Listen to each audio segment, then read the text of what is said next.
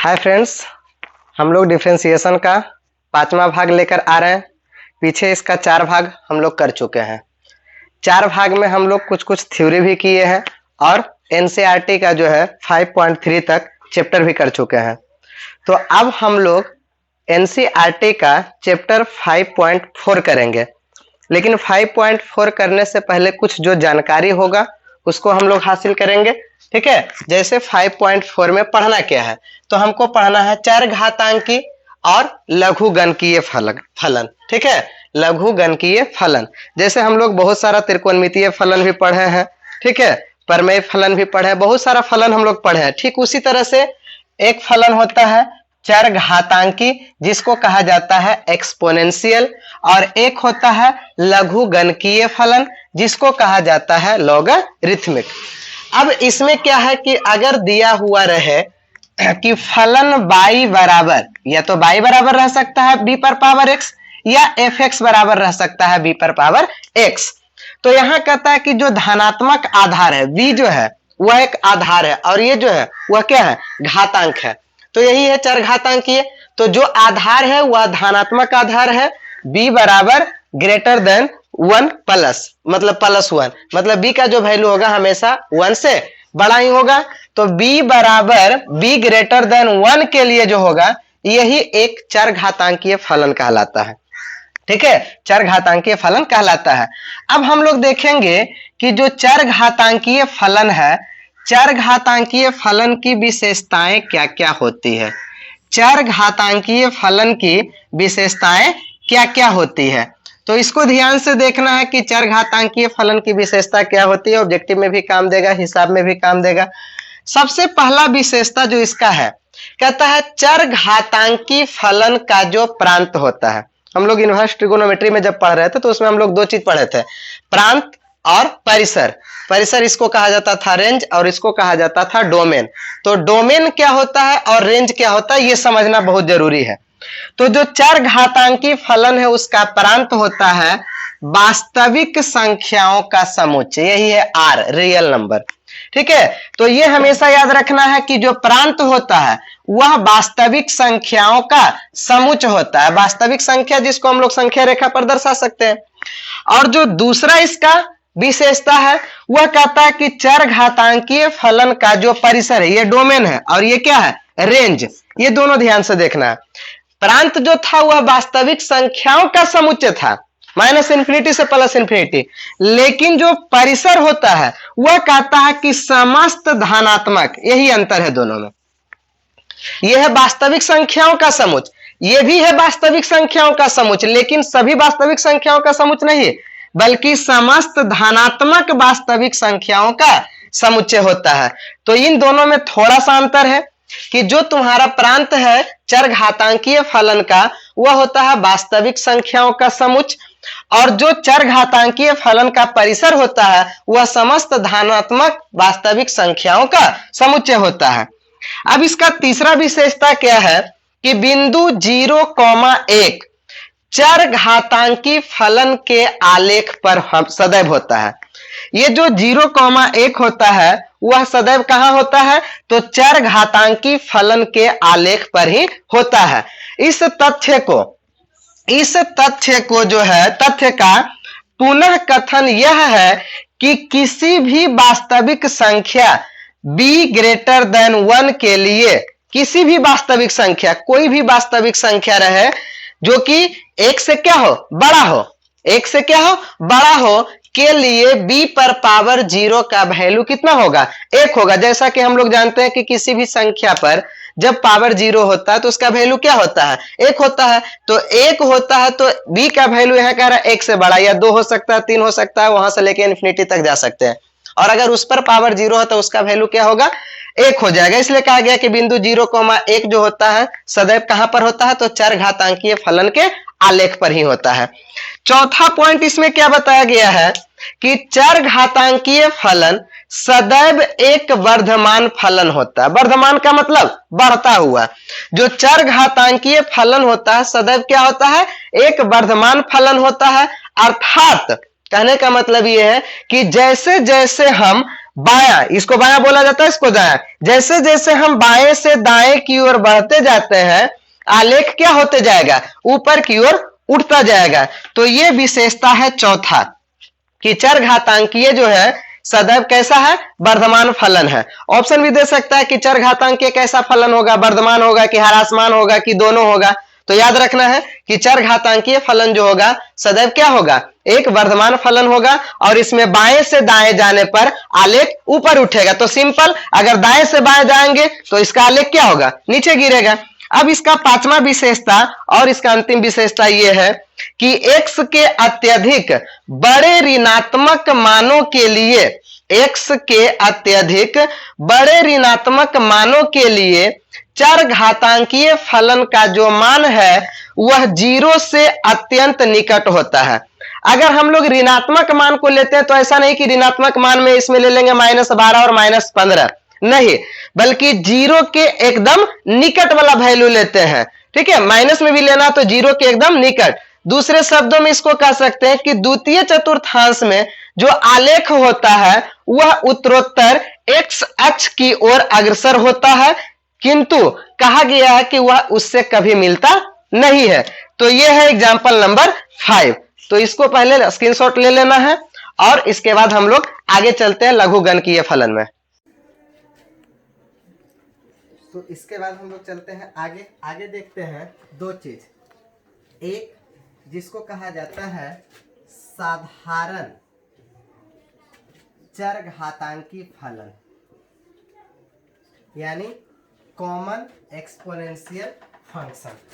कहा जाता है कि अगर आधार 10 हो, यदि किसी चरघातांकीय फलन में आधार क्या हो, 10 हो, तो उसे कहा जाता है साधारण चरघातांकी फलन। ठीक है, कॉमन एक्सपोनेंशियल फंक्शन।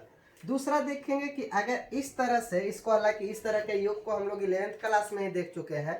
ठीक है, तो इसके में डिटेल हमको चलना नहीं, बस हमको जानकारी लेना है कि अगर इसके योग के बारे में कहा जाए तो इसका योग एक ऐसी संख्या होता है जिसका मान 2 तथा 3 के बीच होता है, और इसे किस चीज से सूचित किया जाता है, तो ई द्वारा सूचित किया जाता है। प्रकट करते हैं, कहता है कि इस ई को आधार के रूप में प्रयोग करते हैं। अगर इस ई को आधार के रूप में प्रयोग करते हैं तो हमें एक अत्यंत महत्वपूर्ण चरघातांकी फलन y बराबर e पर पावर x, आधार क्या हो गया यहाँ e, y बराबर e पर पावर x प्राप्त होता है, और इसे ही हम लोग क्या कहते हैं, प्राकृतिक चरघातांकी फलन, यानी नेचुरल एक्सपोनेंशियल फंक्शन। तो अब समझ में आ गया होगा कि अगर आधार 10 हो तो उस तरह के चरघातांकी फलन को साधारण चरघातांकी फलन कहा जाता है। अगर आधार ई हो तो इस प्रकार के चरघातांकी फलन को प्राकृतिक चरघातांकी फलन कहा जाता है।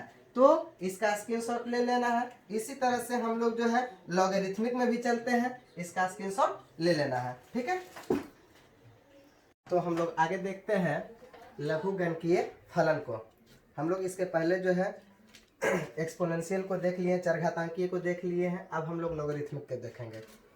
चरघातांकीय में हम लोग देखें कि अगर आधार 10 हो तो उसको कहा जाता है सामान्य चरघातांकीय फलन, और अगर आधार ई हो तो उसको कहा जाता है प्राकृतिक चरघातांकीय फलन। ठीक उसी तरह से इसमें भी होता है, इसमें भी वही बात है कि अगर आधार 10 रहा तो उसको साधारण लॉगरिथमिक मतलब साधारण लघुगणकीय फलन कहा जाता है, कॉमन लॉगरिथमिक फंक्शन कहा जाता है।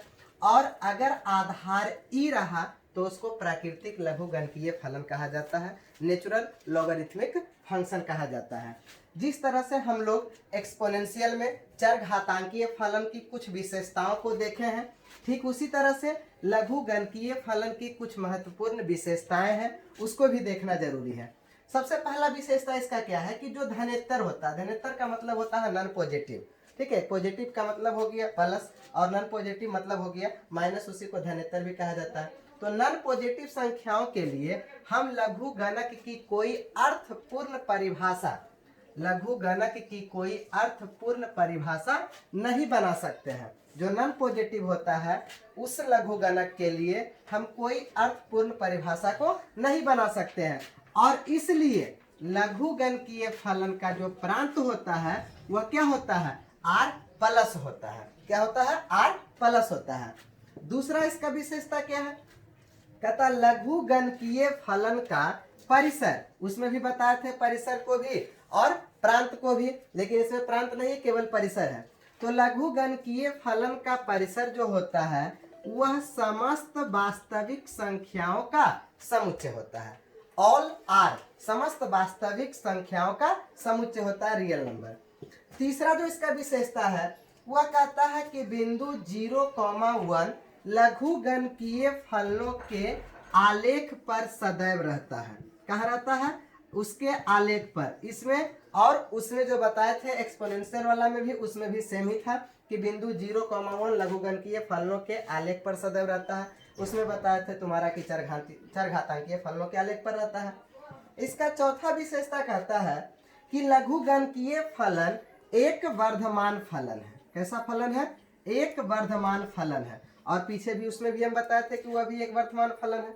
अर्थात जैसे जैसे मतलब जो हम बाएं से दाएं, ठीक है, इसमें कह रहा बाएं से दाएं, उसमें कहा था दाएं से बाएं से दाएं, उसमें कहा था, इसमें कह रहा बाएं से दाएं, मतलब उसके विपरीत कह रहा है कि ज्यों ज्यों हम बायां से दायां ओर चलते हैं, बायां से दायां ओर चलते हैं, उसमें अंतर था। उसमें कहा था कि दायां से बायां से दायां चलते हैं। ये कह रहा है क्या चीज कि बाएं से दाएं, हालांकि दोनों सेम ही है, बाएं से दाएं इसमें भी कह रहा उसमें भी कह रहा। तो बाएं से दाएं की ओर चलते हैं तो आलेख उत्तरोत्तर ऊपर उठता जाता है। उसी के जैसा उसमें भी बाएं से दायां ही बोला था, इसमें भी बाएं से दायां ही बोला है। इसमें जो है विशेषता नंबर जो 5 है वह कहता है कि 0 के अत्यधिक निकट वाले x के लिए जो log x के मान को किसी भी दी गई वास्तविक संख्या, किसी भी दी गई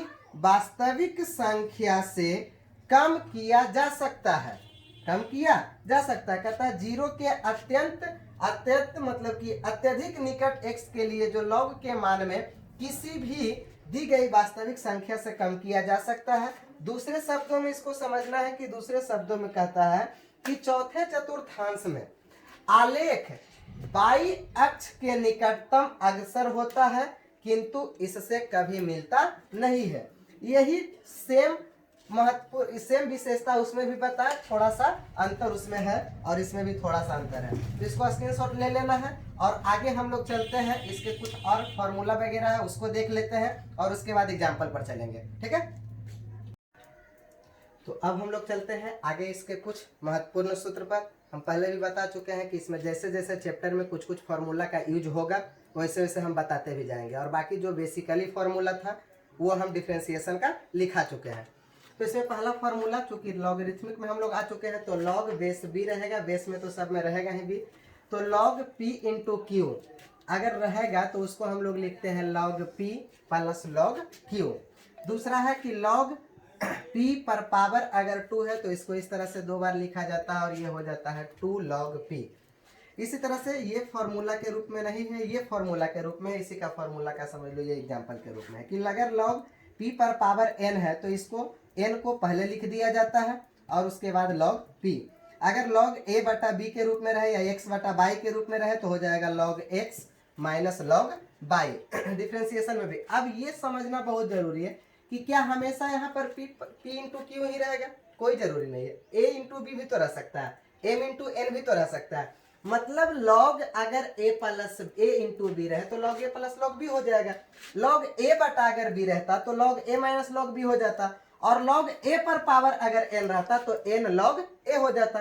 तो मेनली यही 3 फॉर्मूला है, ये नहीं, मेन यही 3 फॉर्मूला को समझना है कि अगर हमको इसको किसी भी रूप में दिया हुआ रह सकता है कि अगर दे देता हमको कि बताइए log m into log n को हम क्या लिखेंगे तो log m plus log n लिख देंगे। अगर इसी को log m बटा n के रूप में रहेगा तो क्या लिखेंगे, log m minus log n लिख देंगे। अगर इसी को कहेगा log m पर पावर n रहेगा तो इसको n log m लिख देंगे। इसी में a और b के भी रूप में रह सकता है, x और y के रूप में भी रह सकता है, चाहे जिस रूप में रहे, फॉर्मूला इसी को याद रखना है। मेनली ये तीनों फॉर्मूला जो कि इस चैप्टर में हम लोग यूज करेंगे, और बाकी बेसिक फॉर्मूला जो है वो तो हम पहले ही बता चुके हैं।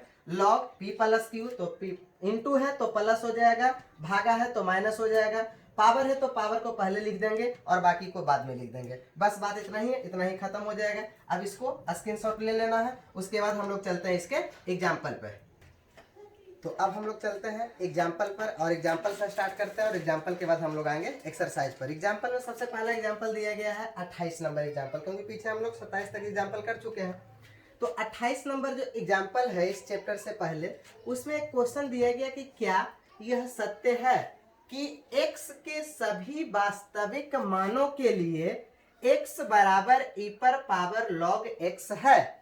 तो जो हम एक्सपोनेंशियल का विशेषता लिखाए थे, जो चर घातांकीय का विशेषता लिखाए थे, वह हम बताए थे कि जो चर घातांकीय होता है वह x के सभी वास्तविक मानों के लिए नहीं होता है, बल्कि x के धनात्मक मान के लिए होता है। और ये कह रहा है कि x के सभी वास्तविक मानों के लिए होता है, तो इसमें केवल ये हो जाएगा कि यह सत्य नहीं है। ठीक है, यह जो है सत्य नहीं है, यह x के सभी वास्तविक मानों के लिए नहीं, बल्कि केवल x के धनात्मक मानों के लिए होता है। तो इसको हम लोग विशेषता में बताए इसीलिए थे ताकि कुछ क्वेश्चन अगर ऐसा पूछा जाए तो उसका डायरेक्ट आंसर दिया जा सके। अब हम लोग चलते हैं एग्जाम्पल नंबर 29 में।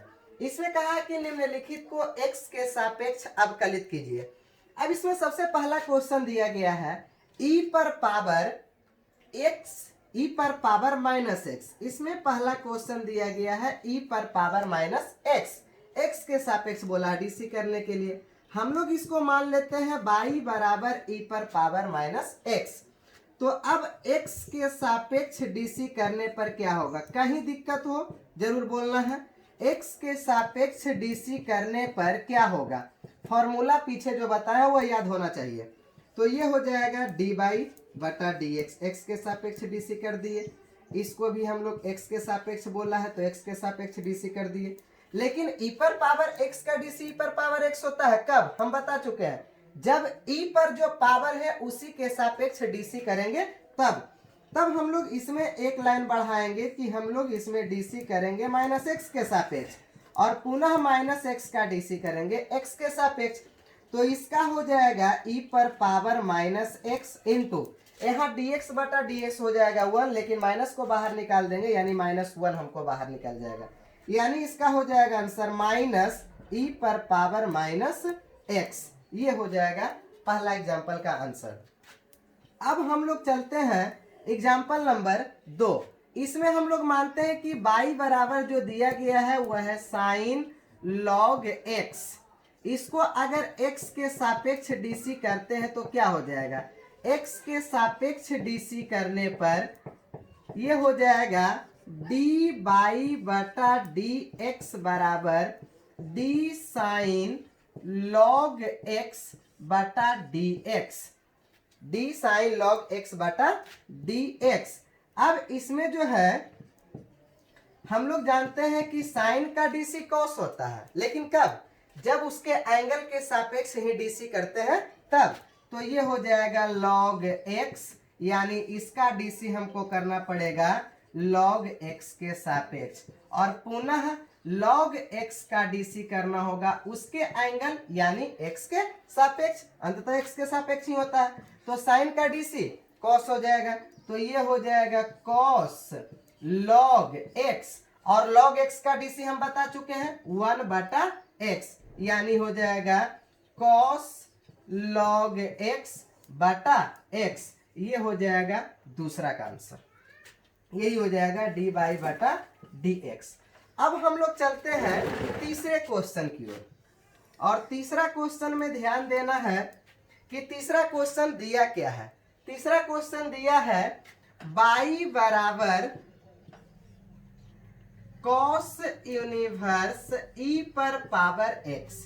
तो x के सापेक्ष डीसी करने पर क्या होगा, सापेक्ष डीसी करने पर ये हो जाएगा dy बटा डी एक्स बराबर डी कॉस यूनिवर्स e पर पावर x, और इसका डीसी x के सापेक्ष। पुनः इसको हम लोग कॉस के एंगल के सापेक्ष डीसी करेंगे तो हो जाएगा कॉस यूनिवर्स e पर पावर x डी e पर पावर x, पुनः e पर पावर x का डीसी कर देंगे x के सापेक्ष। तो ये हो जाएगा कॉस यूनिवर्स का डीसी हम लोग बताए थे, कॉस यूनिवर्स x का डीसी हम यहाँ बता रहे हैं फिर से फॉर्मूला कि कॉस यूनिवर्स x का डीसी बताए थे -1 बटा 1 माइनस एक्स का स्क्वायर। जब यहाँ x है तो x का स्क्वायर, यहाँ पर e पर पावर x है तो e पर पावर x ही शायद था, e पर पावर x, हाँ e पर पावर x है तो e पर पावर x के सापेक्ष डीसी करेंगे तो ये हो जाए e पर पावर x यहाँ लिखेंगे, ये हो जाएगा minus root under 1 minus e पर पावर x है उसका स्क्वायर कर देंगे, e पर पावर x का स्क्वायर इनटू e पर पावर x का डीसी होता है e पर पावर x, तो ये हो जाएगा गुना इससे माइनस e पर पावर x और बटा हो जाएगा रूट अंडर 1 माइनस e पर पावर इससे गुना होगा तो 2x, यही इसका आंसर हो जाएगा। ये है 29 का तीसरा। अब हम लोग इसमें लास्ट क्वेश्चन को करेंगे और लास्ट क्वेश्चन है ये वाला। लास्ट क्वेश्चन है y बराबर e पर पावर cos x, इसको x के सापेक्ष डीसी करेंगे तो x के सापेक्ष डीसी करने पर क्या हो जाएगा dy बटा dx बराबर हो जाएगा de पर पावर cos x बटा dx, ये हो जाएगा e पर पावर cos x। सबसे पहले e पर पावर x का डीसी बता चुके हैं, e पर पावर x ही होता है, लेकिन कब, जब उस पर जो पावर है उसके सापेक्ष डीसी करते हैं तब। तो इसको हम लोग किसके सापेक्ष डीसी करेंगे, cos x के सापेक्ष, और पुनः cos x का डीसी किसके सापेक्ष, तो उसके एंगल के सापेक्ष।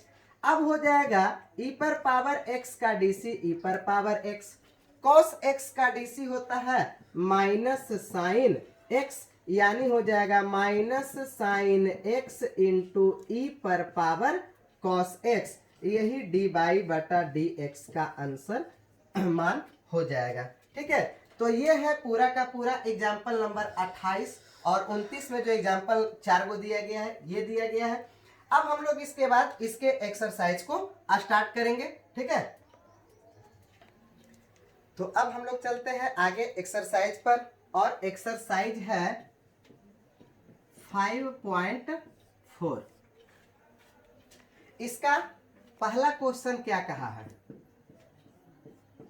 इसका पहला क्वेश्चन दिया गया है e पर पावर, हम लोग y बराबर मान लेंगे खुद से, e पर पावर x बटा हो जाएगा साइन x, इसका निकालना है डीसी।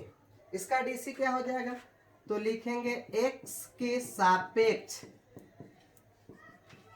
डीसी करने पर, अवकलन करने पर, तो हो जाएगा डी बाई बटा डी एक्स बराबर हो जाएगा डी ई पर पावर एक्स, डी ई पर पावर एक्स बटा साइन एक्स, और इसको x के सापेक्ष कर देंगे डीसी। तो ये हो गया u बटा v। अब याद करो हम बता चुके हैं इसका फॉर्मूला कि u बटा v का डिफरेंशिएशन क्या होता है। तो हम बताए थे कि नीचे वाला का कर दो स्क्वायर, ठीक है, नीचे वाला को ऊपर ले जाकर छोड़ दो, और ऊपर वाला का कर दो डीसी माइनस, फिर बोले थे कि ऊपर वाला को छोड़ दो, यानी e पर पावर x को छोड़ देना है, और नीचे वाला का कर देना है डीसी। याद है फॉर्मूला या फिर नहीं, नहीं याद है, हम यहाँ पर बता रहे हैं कि u बटा v का डीसी का फॉर्मूला हम बताए थे नीचे वाला का स्क्वायर कर देना है, नीचे वाला को ऊपर ले जाके छोड़ देना है, ऊपर वाला का कर देना है DC, फिर ऊपर वाला को छोड़ना है और नीचे वाला का कर देना है DC। यही फॉर्मूला था और इसी फॉर्मूला का हम लोग यूज किए। ठीक है, अब इसके बाद है इसका सॉल्यूशन। सॉल्यूशन में क्या देख रहे हैं कि ये हो जाएगा साइन x, e पर पावर x का DC e पर पावर x ही होता है क्योंकि x के सापेक्ष ही हुआ है, जो पावर है उसी के सापेक्ष। e पर पावर x इंटू कॉस का साइन का DC हो जाएगा कॉस x और बटा हो जाएगा साइन स्क्वायर x। तो ये हो जाएगा साइन x इंटू ई पर power x minus cos x ई पर पावर x और बटा हो जाएगा साइन स्क्वायर x। अगर हम चाहें तो इसको सेपरेट भी कर सकते हैं, और अगर सेपरेट करेंगे तो क्या हो जाएगा, सेपरेट अगर करते हैं कि साइन x ई पर पावर x बटा sine square x minus cos x ई पर पावर x बटा साइन स्क्वायर x। तो एक साइन से एक साइन तो कट जाएगा, एक बटा साइन हो जाएगा कॉसेक x ई पर पावर x। यहाँ एक कॉस बटा साइन हो जाएगा कॉट और एक जो बचेगा एक बटा साइन उसका हो जाएगा कॉसेक। तो ये हो जाएगा cot x into cosec x into e पर पावर x।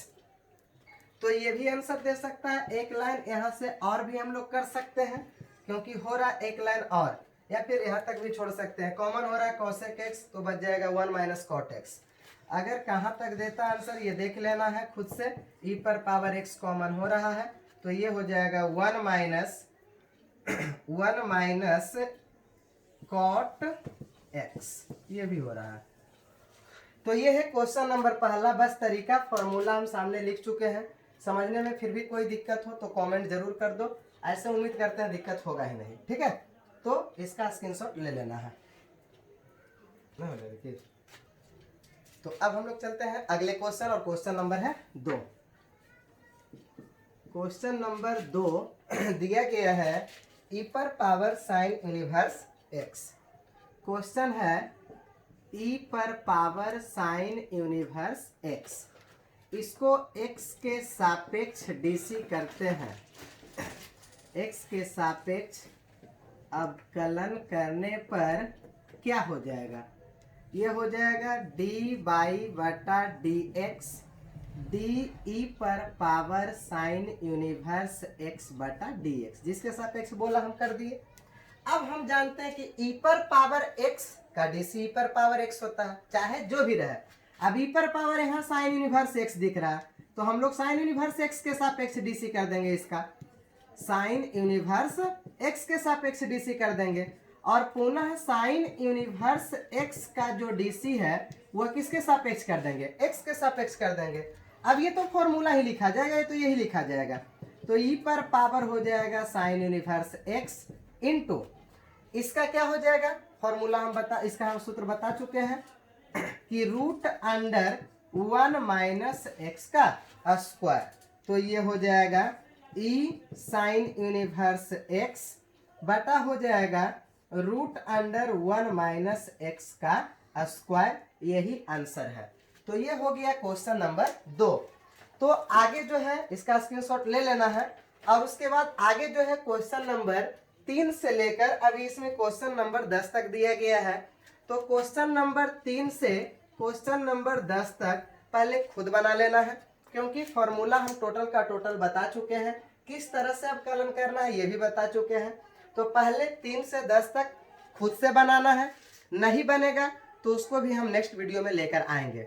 टोटल क्वेश्चन को हम लेकर आएंगे, लेकिन जो भी स्टूडेंट बनाना चाहता है खुद से पहले, उसके लिए हम केवल एक मौका दे रहे हैं कि 3 से 10 तक पहले खुद से ट्राई करो।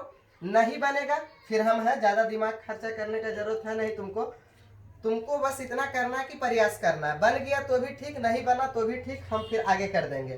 तो आगे हम लोग लेकर आएंगे नेक्स्ट वीडियो में। ठीक है।